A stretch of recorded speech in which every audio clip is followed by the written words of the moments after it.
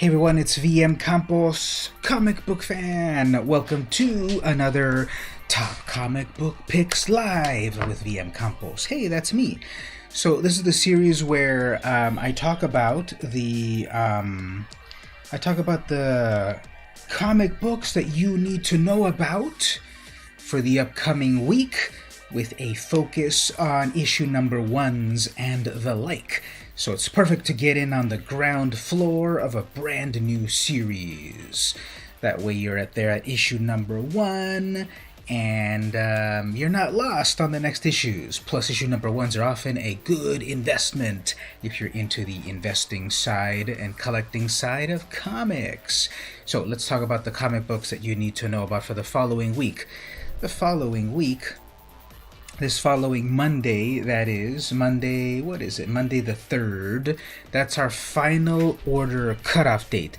This is the day that you need to tell your comic shop, I want this comic book, I need this comic book. VM Campos told me all about it.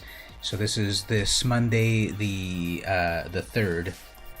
The 3rd, right? What did I just say? Monday the 3rd, yep. Okay, there we go. Yep, so let's talk about some comic books live.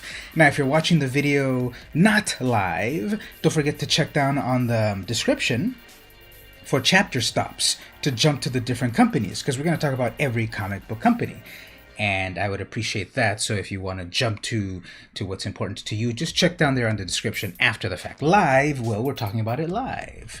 Okay, so I'm going in order by what we've got here at Previews World, the number one distributor of comic books. So we'll start off with Image Comics, and grudgingly I have to mention this comic right here. So again, this is in issue number 1 of 4, Bomb Queen. Number 1. It's 2024, and supervillain Bomb Queen wants to stop Trump from becoming president for life. Her plan, a campaign against him, steal his voter base, and lay bare America's dark underbelly in the process. Bomb Queen returns after 8 years in a brand new series featuring all the explosive satire and twisted fun her fans have come to expect. In other words, it's pretty much guaranteed to offend everybody. So I remember Bomb Queen. Has it really been 8 years since the last one, or is that 8 years of continuity within the comic? Anyway, here's a brand new issue, number 1, and So it's 1 of 4. It's from Shadowline, and it's taking down the Orange Cheeto Man in a dystopian future of the year 2024 after tragedy happens in the year 2020. So this is issue number 1. It's Jimmy Robinson as writer, and interior and cover art, Jimmy Robinson himself. So there you go. You can get in on the ground floor of a brand new issue number 1. The next image book that I have right here is Dracula Mother Effer. This is by Alex DeCampi, writer Erica Henderson, cover art and interior art. Now, I know Erica Henderson, of course, from her years that she worked on Squirrel Girl. And to be honest, her art, I always think about it as like very cartoony, very silly, but I love it. I love the Squirrel Girl series, of course. I read it from beginning to end, ending on issue 50. Twice. And so to see her art anywhere else that it's not kind of goofy is a little weird. The art is a little bit more realistic here. But anyway, we've got Alex DeCampi and Erica Henderson. Vienna, 1889. Dracula's brides nail him to the bottom of his coffin. Los Angeles, 1974. An aging starlet decides to raise the stakes. Har har. Crime scene photographer Quincy Harker is the only man who knows what happened. But will anyone believe him before he gets his own chalk outline?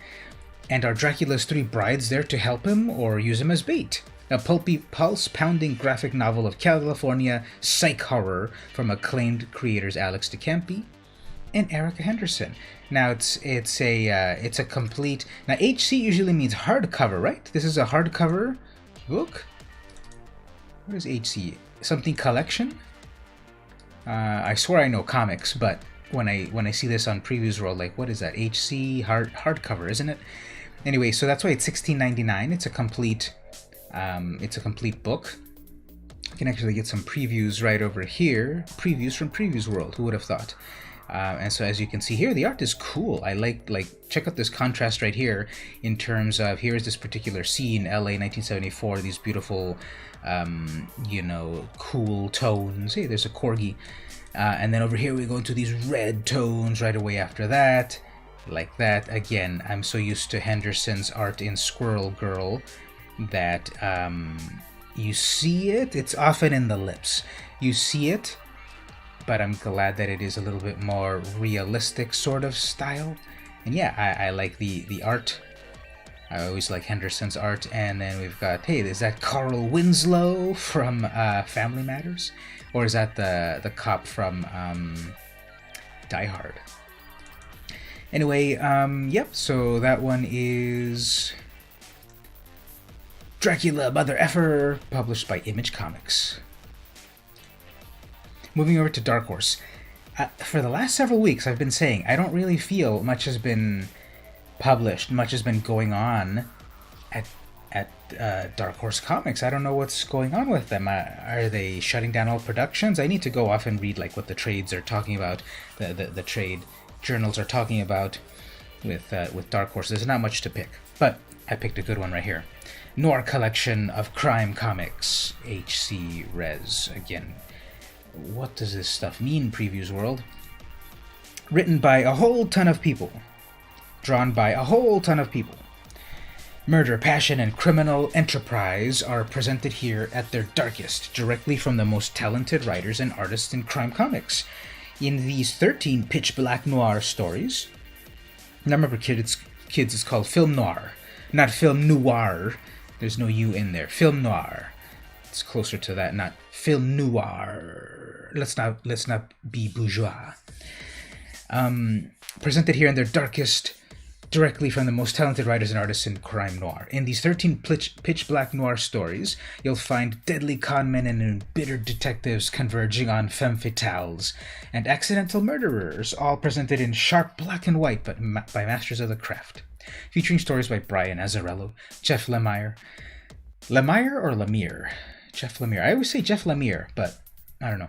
Ed Brubaker, Sean Phillips, and many more of crime's top talents. The original collection now presented in full comic size.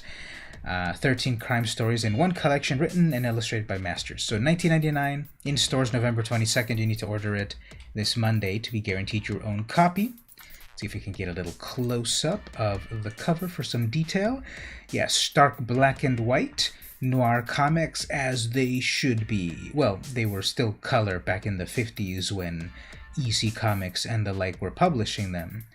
But yeah, cool collection. I wish Previews World would also tell you page count. I keep saying that every single week. Don't I every time you come to the episode, don't I complain about that at least once? $19.99. I don't know how many pages this is, but it should give you a page count. But this is my pick here for Dark Horse Comics. The other pick that I've got for Dark Horse Comics is not a comic. And again, like, what is going on with Dark Horse Comics? Castlevania Magnet Set. Our magnet set comes full of monsters and heroes, sometimes both, for you to create your own battles of good versus evil. This is kind of amazing. It's the classic Castlevania Part 1 for the Nintendo, published in 1987, I believe, 87, 88, around there. One of my first video games that I bought way back, or that my parents bought for me way back when I had my original Nintendo, way back in the 80s. I got it in 1986 for my birthday. How old was I? 86. I was 8 years old, I guess. And then next year after that, I got Castlevania. I believe it was I was either gonna get Castlevania or Marble Madness. No, wait a minute. I was gonna get either. We were at Target, and I was either going to get Friday the 13th or Marble Madness. We got Friday the 13th. Castlevania, I don't remember completely. But anyway, we got this game. It was amazing. The music's amazing. The gameplay's amazing. It's such a hard game. Through all my life, I could barely get to like the 4th level. There's like 8 or something, right? Such a difficult game. But it's got the classic chunky 8-bit style of graphics. Eventually, they became better and better. It's just fascinating to see Super Mario Bros. 1 sprites versus Super Mario Bros. 3 sprites. It is like light years, and it's the same system. It's the same hardware for the Nintendo, just all the magic that they put into the cart. And same thing with Castlevania. It didn't change radically for Castlevania 3, but the graphics definitely got better. And yep, that's my pick for Dark Horse Comics in the coming week. Keep an eye out for this. Moving over to IDW Publishing. Now, here's another reluctant pick. Kanto, Volume 2, Hollow Man number 1 of 5, Cover A by Zucker. Now, I read Kanto, Volume 1, Issue 1, and I didn't love it. I don't know why people loved it, and it went on for like 12 issues or something. Can we see here what the old series were? No, it just talks about the current series. But I didn't love it. But it was critically acclaimed, and so what do I know? And here it is, we've got Volume 2. David Bucher, writer, Drew Zucker, artist. Book 2 of the all-ages fan favorite, Kanto begins. Once a little tin slave with a clock for a heart broke all the rules. He found love, he was given a name, and he escaped his masters to go on an epic journey to save his love's heart. He met strange allies, etc., etc. The freedom is in jeopardy when Kanto discovers his people's clock will stop unless they return to captivity. He and his friends Falco, Ricta, and Verata embark on a new adventure to save the lives of all their people. Can they lift the curse before the time runs out? Okay, so again, Kanto number 1 was popular, critically acclaimed. I think it's getting a little bit valuable. I got second print. I didn't love the story. I didn't continue with it, but here's a new number 1 to get in on the series, to start a brand new series. You'll be lost about what happened before, but hopefully they have a nice little recap and so forth. I thought the art was cool. I just didn't love the story, but that's what I'm picking for IDW. Another IDW here. Cody. This is a graphic novel, Volume 1. Jared Cullum as writer and artist. And based on this cover art, I love it. The gorgeous story of two friends separated by everything in the world except love. Readers and animal lovers of every age will want to relive this journey over and over again. Katja and her Mima are spending another normal summer at their cottage in Alaska when a chance accident leaves Katja face to face with the biggest creature she's ever seen, an enormous Kodiak bear, soon to become her closest friend. But when Katja suddenly returns home to Seattle, the two are torn apart, leaving Cody to do whatever it takes to reunite with his fragile human friend. It's a wild adventure packed with breathtaking views, new companions, and danger around every turn. So, I love these all ages sort of comics. Getting a better close-up over here. The art of this looks beautiful. Probably digital colorization, because you can make digital coloring look as good as watercolor. And this just looks so cute, so luminous. Look at those beams of light with the background in the forest, and Cody, the Kodiak, and the little kid here reading comics with her bear. I love this stuff. This is what comics can be at all of the range, from the dark and gritty to the bright and whimsical. This is $14.99. It's a graphic novel. It's volume 1. Again, Previews World, I wish you would explain a little bit more. Is this going to be an ongoing series? This is not collecting anything from before, right? But it's in issue number 1. It's volume 1. It's a graphic novel. What's the page count? Tweet at Previews World and tell them VM Campos is confused. Please start explaining some of your things here, like GN. I'm pretty sure that's graphic novel, right? And then when you have HC, what does that mean? And also put your page counts and such right here. S'il vous plaît. One more IDW book. Star Trek, Hell's Mirror. This is issue number 1. J.M. DeMatteis as the writer, and then Matthew Dow Smith as the art. Legendary writer J.M. DeMatteis returns to Star Trek for the first time in nearly 40 years, and it'll be well worth the wait, as he tackles two of the franchise's most popular concepts, Khan Noonien Singh and the Mirror Universe. So it's Khan and the Mirror Universe. Now, isn't it fascinating that the Mirror Universe stuff that happened in the TV shows was so minimal, and then we have so much more stuff beyond it. Now, there was, of course, Mirror Universe episode of the original series, nothing in the Next Generation, and then 5 of them or so on Deep Space Nine, a few of them did we get Mirror Universe Voyager? I don't remember. Then on Enterprise we got some, and then Discovery, who cares? So one of the first Mirror Universe stories that happened for the next generation was comic books from IDW. And here we go back to that well with some original series. Mirror Universe stuff here. And a famous writer there. I'd love to know what his last Star Trek outing was 40 years ago. So if our math is right, that was 1980, right? 1980 was 40 years ago, people. Can you believe that now? And then I'm still having a hard time saying that 1990 was 30 years ago. No, it wasn't. It was just the other day. I was still in high school. Actually, I started high school in 92. I was in middle school. Okay, actually, one more IDW book. I gotta show this one. This is one of the most important comic books you need to know about. They Called Us Enemy, Expanded Edition, hardcover. George Takei as the writer, along with Justin Eisinger and Steve Scott. Art by Harmony Becker.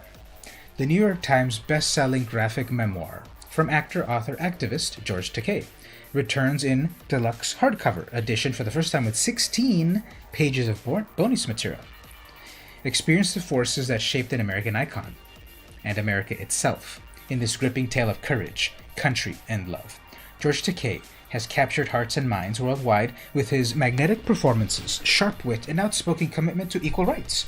But long before he braved new frontiers in Star Trek, he woke up as a 4-year-old boy to find his own birth country at war with his fathers, and their entire family forced from their home into an uncertain future.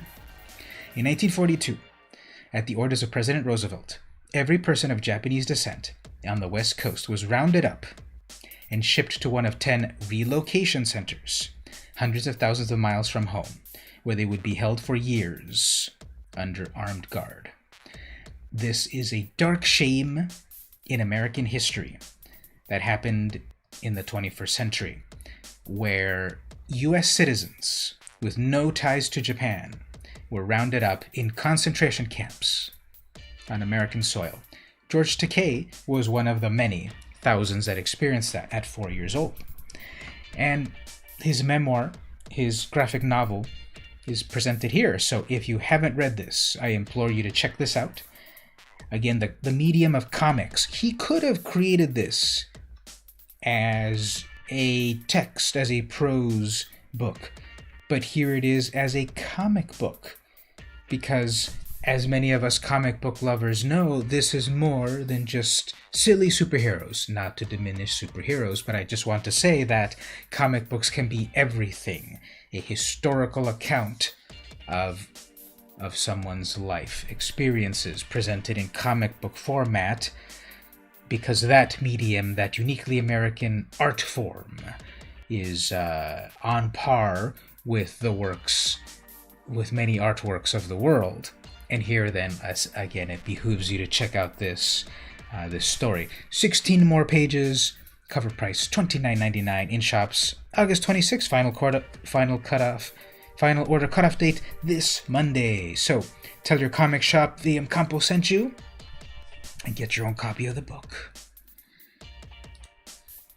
Moving over to Marvel Comics. Let's talk about a few Marvel Comics. Let's actually do a quick little pause here. And we'll be back in just a moment. Short little pause. Just a moment.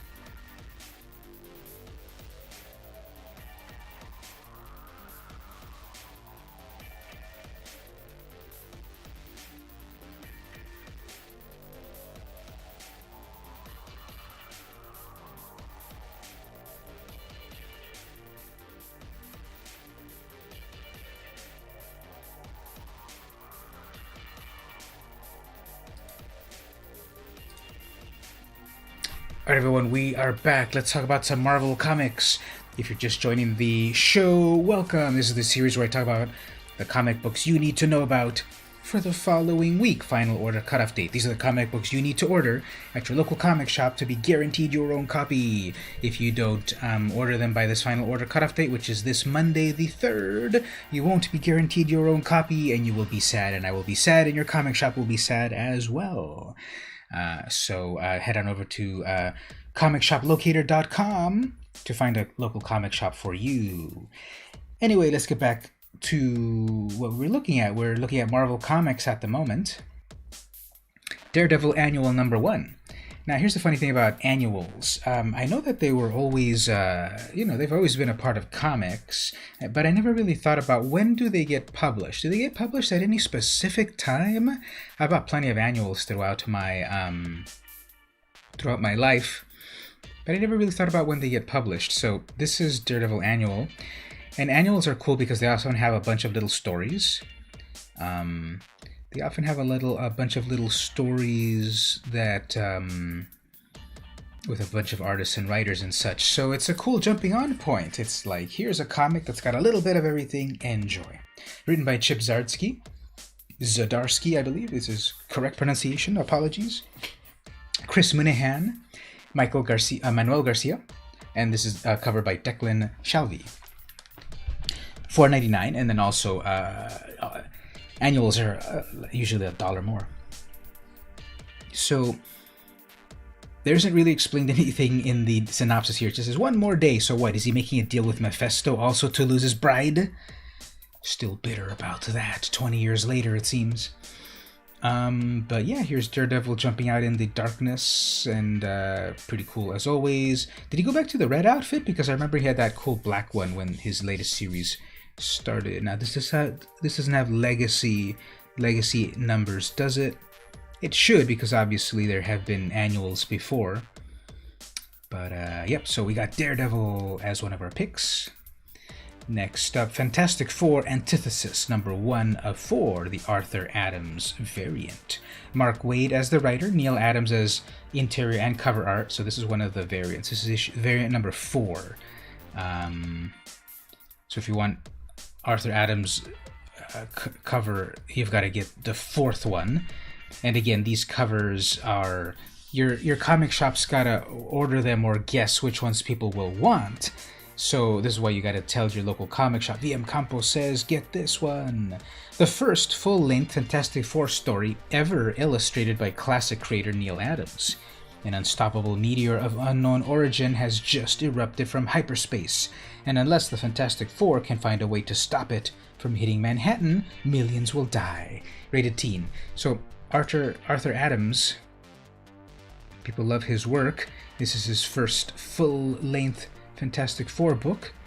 Getting a close-up here. Art is amazing as usual. Arthur's art is amazing. There's a poor Silver Surfer, watch out, and Galactus. It's always Galactus and Silver Surfer and the Fantastic Four. But I'm checking that one out.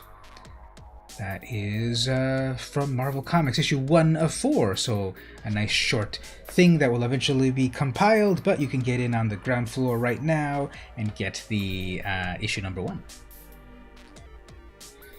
Strange Academy #1, 3rd printing, Ramos variant, Humberto Ramos variant. So I love his art style. Now, this is interesting. Scotty Young is the writer, and I really equate Scotty Young with art rather than writing. But here he is doing writing on Strange Academy. I think about it right away. It's like Gotham Academy, but obviously with Doctor Strange. So if you get a close-up over here of this, 3rd printing. So I say this one for 2 reasons. One, if you want to get in on a brand new issue #1, that's definitely Ramos art style there. I think that's Kid's Neck's a little too long, right? But I like Ramos' style, and I got this for 2 reasons. One, it's an issue #1. Getting in on an issue #1 is always good. That's what the main deal of this show is. And number 2, for the collectors, this is 3rd printing. If you care about... this hits all the sweet spots. when you collect comics, there's a variety of bullet points that you want to hit when collecting comics. One of them is it in issue number 1? Oftentimes, but not always, in issue number 1 is one of the most valuable issues of a series. Another factor is there an important event? You know, is this the death of Gwen Stacy? Is this, you know, the death of Kraven? Is this the death of whatever? Is this the first appearance of Venom? A lot of Spider-Man relatability. So is it some important event? Is it where characters are introduced? First appearance of Carnage, first appearance of the Shocker, etc. And print run is another important factor of collecting comics. When there's a comic book that were like literally 2 million printed of them, like, you know, Spider-Man number 1, 1990, or Spawn number 1, 1992, they're not going to be valuable when there's that many. But if you get the Platinum edition of Spider-Man number 1, okay, now that one's $100. If you get the Gold Ink second printing UPC variant of Spider-Man number 1, that one, I'm starting to see that selling for $1,000 now. If you get the plain old green cover for Spider-Man number 1, that's gutter trash. It's $20. At the most. At the uttermost. So, this has a lot of that. It's in issue number 1.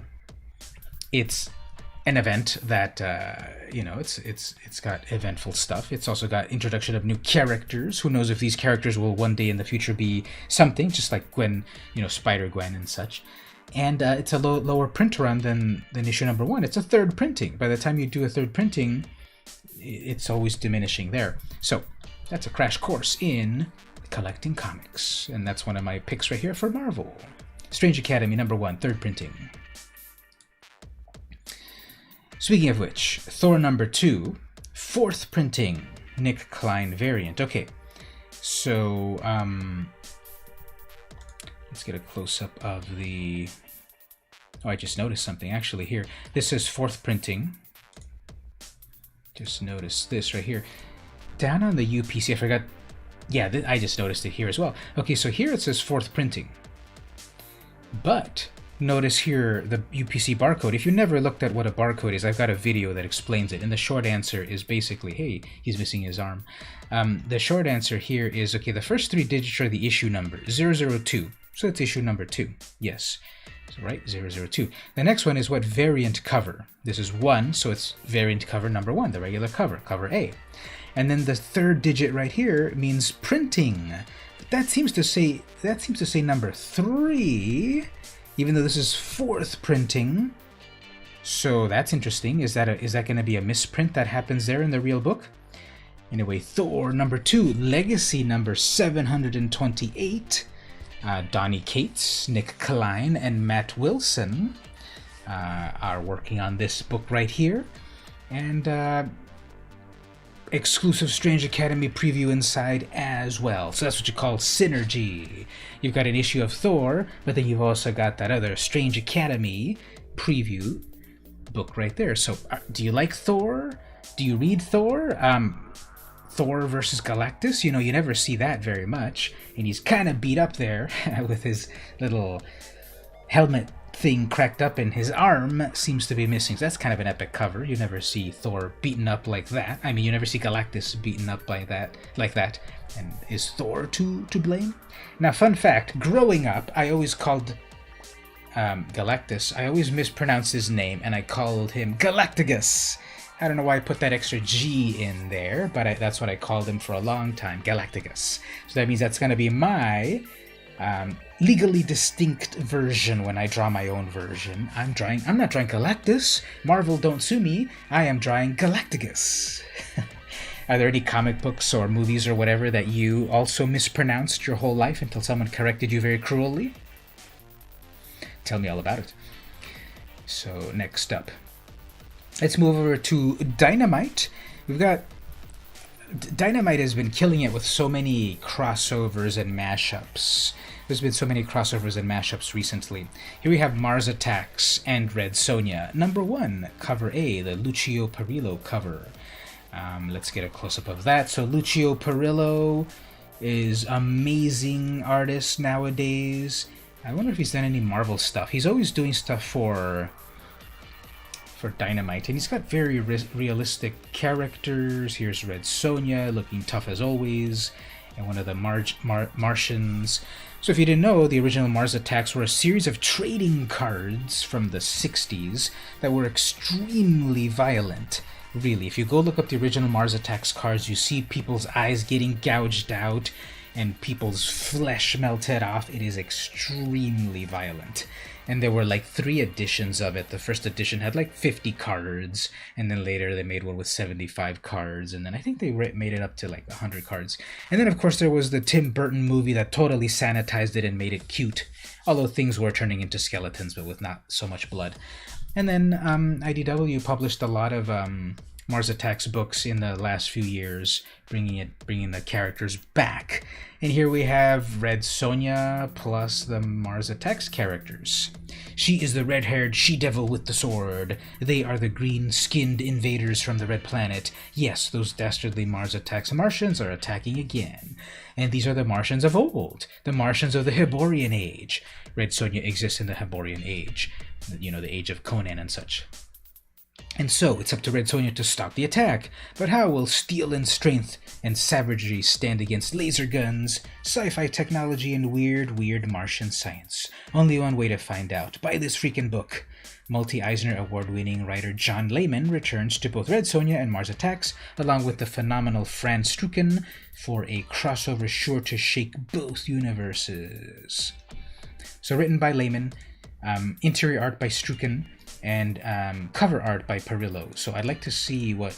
There's no preview about it here. And do we have any varied covers with Strucken's art? Oh, that one's kind of cool. Oh, well, that's Red Sonja number 3, eventually.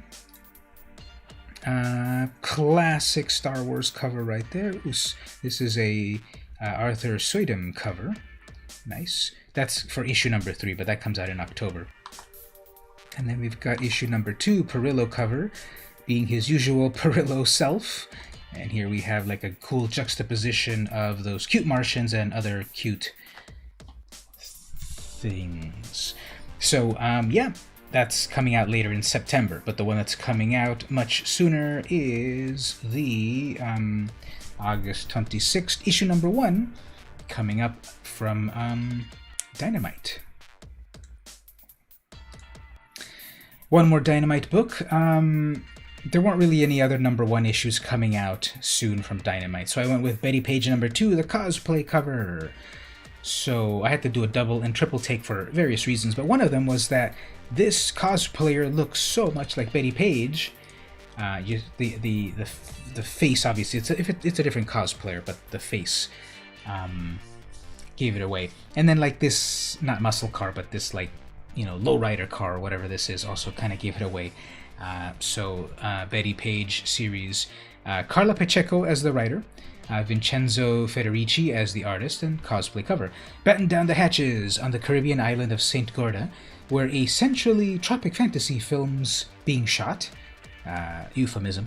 A massive storm approaches, throwing the film production into chaos just when Betty's getting her break with a big new role. Now communications out, everyone's thrown into a close quarters, and then the murder. From Carla Pacheco, writer on Spider-Woman, and artist Vincenzo Federici on Sabrina the Teenage Witch. Okay, cool. If I didn't recognize the name for a moment, but I like that Sabrina art. So this should be good interior art. So yeah, there's a bunch of variants for this series. That's kind of like a Vampirella outfit there. A bunch of these other arts as well. So we can go over here to look at issue number 1, the interior art. So we can look at it here. Cool, realistic style, modern colorization, and so forth. It's about Betty Page trying to get an acting gig, but there's a murder on the islands. I hate it when that happens. Have any of you out there read Betty Page? Do any of you know the classic mythology of Betty Page? brand new series from her. She had a recent series from Dynamite recently. Here's a new series. You might still be able to get issue number 1 from your local comic shop, and then you're ready for issue number 2 till MVM Campos sent you.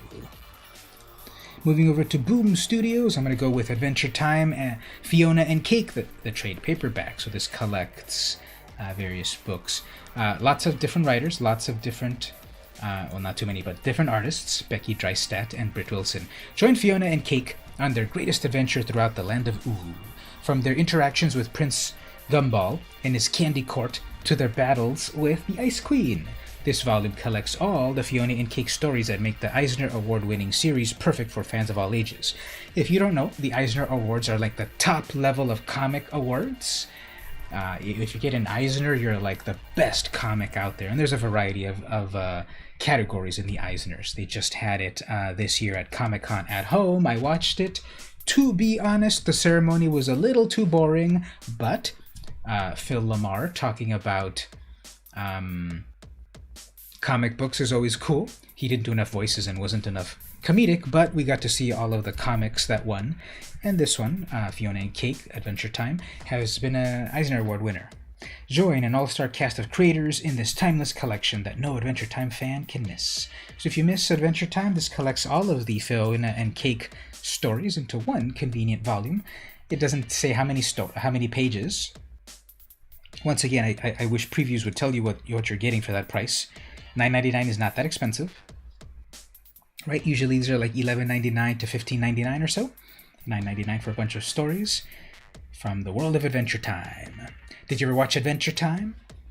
Wasn't it cool how like the character evolved and there were consequences and the character grew up, and we all grew up with Jake and Finn and Fiona and Cake. Lost City of Heracleon, original graphic novel hardcover. Bruce Livingstone as the writer, and Mike Wilcox as the artist. Called to adventure, young boys Lou and Shiro find themselves on an interdimensional submarine captained by an off-the-hinges old man. They soon discover Lou's missing father might still be alive, as they are transferred into fully grown warriors headed straight into the battlegrounds of ancient Egypt, the Lost City, and 1914 Sarajevo, as the gods tinkering with fate becomes reckless and apathetic. The boys become part of a legion of hell-bent on restoring balance to humanity. Debuting writer Bruce Livingstone and artist Mike Wilcox present an epic adventure across time and space in the spirit of Copra and Space Riders, about the power of family and what it means to fight on what you love most. Now, Copra, people were enjoying that one, and I saw that one was being published, and it was like and there was printing 2 and 3 and such. People liked it. I never got into it. I never picked it up. But Space Riders, okay, tell me about Space Riders. I love that comic. It was one of the few comics that as soon as I read it, it was one of the few comics that when I read, right away I read it again. It like struck me so much. The art and the story, Space Riders, I really liked it. After a long hiatus, they're finally publishing issue number 2 of that. So anyway, if they mention like this is Space Riders-esque, I'm sold. And the story about transporting to time and fighting in all of these time periods and such seems interesting. $26.99 is the price for this because it's a hardcover. There'll probably be a soft cover soon enough, and it's a whole self-contained graphic novel. We can see some interior art right here, so let's take a look. So it feels like Fantagraphics styled. I know that's not like a real style, but it vaguely feels like, I can't put my finger on it, but it's like these artists that would be published over at Fantagraphics. The paper might be artificially yellowed, like you sort of like the style of things, like Hip Hop Family Tree and such. And yeah, it feels like an underground independent comic and such, published by Fantagraphics. But this is by Boom Studios. And Shetscape 3.0. So, yeah, that's a brand new book coming out there. Complete graphic novel, The Lost City of Heracleon. Over at some of the more independent publishers, Humanoids Inc., so the Humanoids, who were publishing back in the 70s in France, they are publishing the latest edition of The Incal. Trade paperback, DM, I don't know what that stands for, EXE, I don't know, extra, special something, cover. Alejandro Jodorowsky and Mobius. So Jodorowsky created some amazing movies throughout his career, El Topo and The Holy Mountain. Watch The Holy Mountain. It'll make you feel like you're on drugs. It'll blow your mind. The Holy Mountain, or La Montaña Sagrada in the original language, it's just a trippy movie. Visuals, like, you don't know. You need to watch that movie multiple times, and every single time you'll be saying WTH even more. But Jodorowsky does these amazing movies. He was going to do the first interpretation of Dune for the big screen, and it never got off the ground, but it's got so many drawings and storyboards that it's its own incredible tale. And Mobius, of course, classic, famous artist, French artist, from science fiction since the 60s, I think. So this is from the original times of the 70s, I think. When did The Incal first get published? It was published in Metal Hurlant, or Heavy Metal, in France. Originally published between 1980 and 1988. So, yeah. Retailer, okay, I guess that's what that is, exclusive. Retailer exclusive cover of the sci-fi masterpiece by Mobius and Jodorowsky. The classic sci-fi fantasy about the tribulations of the shabby detective John Defoe as he searches for the precious and coveted Incal. For the first time in softcover with new retailer exclusive cover art. Now it says soft cover, yeah, trade paperback softcover. So this is one of these books that's like, when you talk about what is comics, is it just kids stuff? No, comics is the full range of art. Comic books are a medium of art and expression. And this is one of the series that you can hold up as saying, if you want to get someone into comic books that thinks it's just silly superhero stuff, again, not to diminish superheroes, people love it, it's a multi-billion-dollar industry, but sometimes these other genres of comic books are more highbrow, and again, it's hard to talk about things without diminishing other things, and I'm not trying to. I love comics, I love all comics, Spider-Man is my favorite. But this is one of the comics that you put in a museum. This is one of the comics that you tell people, okay, you're not into comics? Read this, you'll be into comics. And then they'll be able to explore the full breadth and depth of what comics are. Then things, of course, like, The Dark Knight Returns, Kraven's Last Hunt, all of these classic comics that get people into the genre. But this is the one, $29.99, the full epic from Humanoids Incorporated. Over at Scout Comics, I'm picking It Eats What It Feeds It. Let me try that again. Take 2. It Eats What Feeds It. Number 1, second printing. So as I said earlier, so I'm a comic book reader, but I'm also a comic book collector. And as I said earlier, one of the several factors about comic book collecting is if it's in issue number 1, if it's a low print run, if it's an important plot point, and this fits a lot of that. This is a second printing, so it's got a low print run. It's in issue number 1, and if you don't care about the collecting, it's issue number 1. So this is where you start off reading what it's all about. Written by Max Hoven, art by Aaron Crow, cover art by Gabriel Lumazark. Yeah, I said it right. Second printing. In this grimy horror romp, Francois, a stunning middle-aged woman, has developed a worsening affliction and seeks a young caretaker to keep her lavish Creole mansion deep in the mystic bayou of Louisiana. Kenny, a teenage half-wit looking for a summer job, stumbles right into her doorstep. Free rent, free meals, high pay, easy work, and a provocative boss. What's there for Kenny to refuse? Well, there's the blood-covered kitchen spilling over with raw meat, and the bolt-locked steel-plated attic door he's restricted from accessing. Are these red flags worth the risk of missing out on a wild summer romance? So it's issue number 1. Cover art is different than the interior art, and we don't have a preview of it, but really cool cover art here, very impressionistic. It's issue number 1, second printing, so you can get in on the ground floor.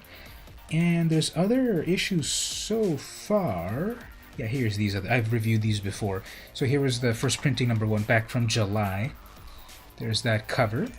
These covers are cool. This is the Lumazark cover. No preview. This is the Lumazark cover. So cover plus interior art. This is the style of art. Cool. Very stark. It didn't need that glowing effect, but I like the stark noir, not noir, Art Deco style of it. And then issue number 2 is right here. So similar there, very cool. Movie poster styles. Get a close-up of that. I like that. Ooh, look at all those bones and stuff. And then we have issue 3 coming out eventually, and then here's this cover for that. So they went in different style a bit. So issue number 1. Issue number 1, second printing at Scout Comics. Okay, this one, I don't know what this, like, I don't get it, but this is like the cool thing about comics in terms of you can create like a bit of mystery and so forth. So, Mystery, Octobriana, 1976, one shot. Jim Rugg does the whole thing.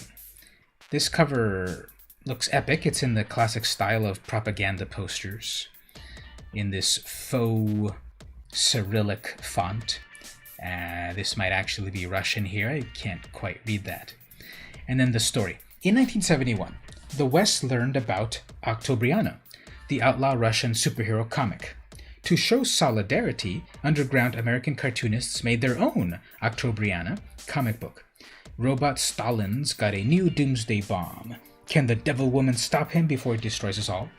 Siberian labor camps, PPP secret orgies, motorcycle gunship train chases, this one has it all. Samizdat gone wild. A cross between 70s psychedelia and Soviet constructivism. You've never read a comic that looks like this. So, is this real? Was there really an Octobriana comic in the real world in 1971? The history of comics is so deep and wide that I don't doubt that there could have been that. But it's probably just an original concept of the comic. It's $10. This is from Adhouse Books. Again, we don't see, I don't know what MR stands for. We don't see a page count. I wish it would tell us that. The cover looks cool. And then we have some interior art that we can look at here. So, this is Experimental Sexual Orgy. So again, this is number 5, flat 8 PPB, the Progressive Political Pornography. This is, again, this style of art, this like 90s independent Daniel Clowes style of art. Well, they censored that part, but they didn't censor that part. Then we go over here. Again, this like psychedelic art style. This underground indie comic style of the 90s, which of course had its beginnings in the 70s. There's that. Then we got this one right here. Not subjective at all. Not suggestive at all. And right here, Robot Stalin crunching someone's head. So that's what this book is. It's got this weird style. You might also see it in this like modern Adult Swim style of work. It's got a Jim Mahfood-esque style. Yep, Jim Rugg working on that. So issue number 1, it's $10, but looks pretty epic. And finishing today's episode of the Top Comic Book Picks with VM Campos Live, we'll end with Murder Hobo, number 1, second printing. This is from Scout Comics. Joseph Schmalke as the writer and Jason Lynch as the artist. Second printing. In the lands of high adventure, brave bands of heroes undertake dangerous quests in search of fame and fortune. The exploits of these fearless explorers who dare delve into the deepest of dungeons will be sung about by the bards for eons. This is not their story. No, this is a tale of what happens when well-intentioned group of would-be adventurers recruit the wrong kind of hero, the dreaded murder hobo, selfish assassins who thrive on illicit acts and unprovoked bursts of violence. These agents of chaos can foil even the best laid plans. Follow the exploits of Drunko and Nympho, a pair of murder hobos with different methods but the same goal, to keep all the loot for themselves. So this is a second print of issue number 1. It's sort of like this weird, grimy style of comics that you've seen before.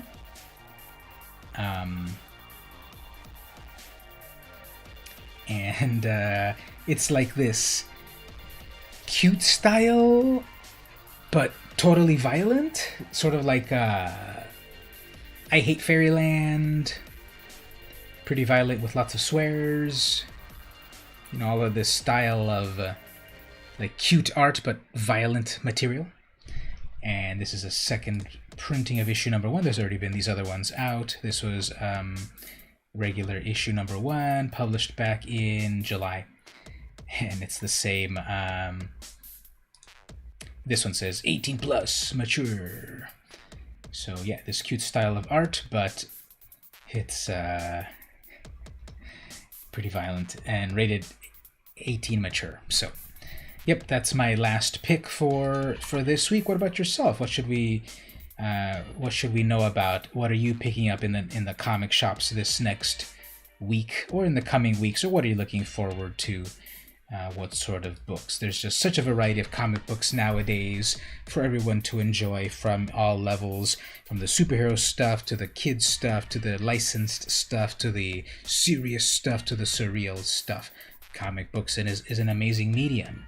It's my favorite hobby. It's my longest running hobby since 1987. I've been reading and collecting comic books since 1987 when I got my first issue of Spider-Man. That was Amazing Spider-Man 293, Kraven's Last Hunt storyline. What a way to start comic books. You know, I was 9 years old, and that epic story when comics were very dark and gritty in the 80s. Here was Spider-Man's dark and gritty turn. Actually, fun fact, my very first comic was Amazing Spider-Man 266 in 1985, but then I didn't start reading them regularly until 87. So between 87 and 92 was my first generation of comic reading, mostly Spider-Man. Then I got into Lobo in 93 when I got my first issue of Lobo comics for free at San Diego Comic-Con 1993. I then picked up Lobo from like 93 to 95 or so. In the late 90s, 96 to 99 and stuff, I kind of fell off comics. I went to college. I didn't get very many comics. Then throughout the 2000s, I was getting them here and there. But it wasn't really until 2014 when I really got back into comics hardcore again. Back when Jane Foster became Thor. We got Spider-Gwen, Gwen Stacy as Spider-Woman, and then, you know, Secret Wars and all of that. Got back into Spider-Man 2099 Volume 2. That's when I got back into comics. 2014 from now until then. Was that 6 years ago? Have I been into comic books for 6 years? Again? So this is going to be now longer than I was in the original run of comics from 87 to 93. Wow. So yeah, comics have always been there with me. And if you take a little camera look over here, there's my collection of comics. 12 boxes of long boxes of comics. You know, there's about 300 per box, so that's about 3,000 books that I've got there. And yeah, my original comics from back in the day, plus my new comics from nowadays. Alright everyone, well, this has been the top comic book picks with VM Campos. I'd love to hear your thoughts. What books are coming out that you're into? The series focuses a little bit more on issue number 1s. Let's switch over to this other more dramatic camera. So the series focuses more on issue number 1s, trade paperbacks and the like, and other kind of collectible comics that might be interesting, like second printings and low print runs and so forth. That's what this series is about. I do it every single Saturday at about 11:30 a.m. Pacific time. Thanks for coming to hang out. Totally appreciate it. Go back and replay the video if you'd like. Jump to the different chapters of the publishers. And I'll see you again next week to talk about comic books. Oh, and in between, the meantime, check out my YouTube channel. I've got stuff about comic books every single week. And then I do the live show every Saturday. See you next week.